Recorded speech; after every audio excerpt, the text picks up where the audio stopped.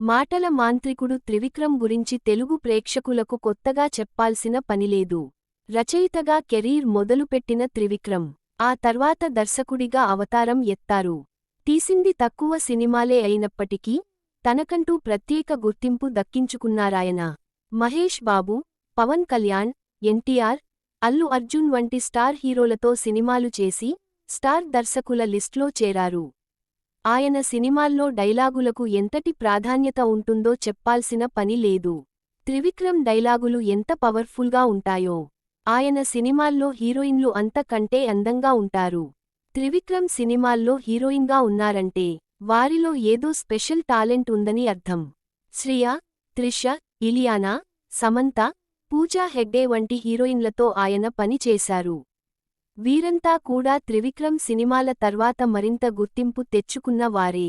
సమంతకు Trivikram Attarintiki Daredi, son of Satyamurthy, ఆ 3 సినిమాల్లో అవకాశం ఇవ్వగా, అరవింద సమేత వీర రాఘవ, అల వైకుంఠపురములో వంటి సినిమాల్లో పూజా హెగ్డేకు ఛాన్స్ ఇచ్చారు.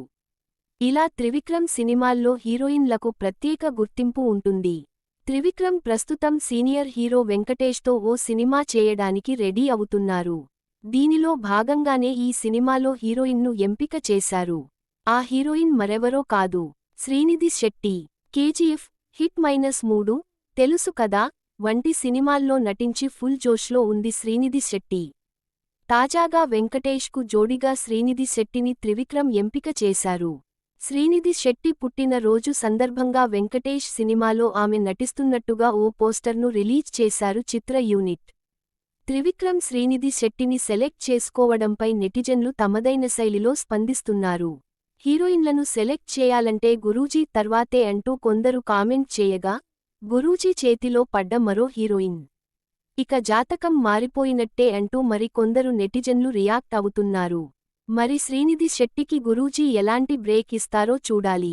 త్వరలోనే ఈ సినిమా షూటింగ్ ప్రారంభం కానుంది.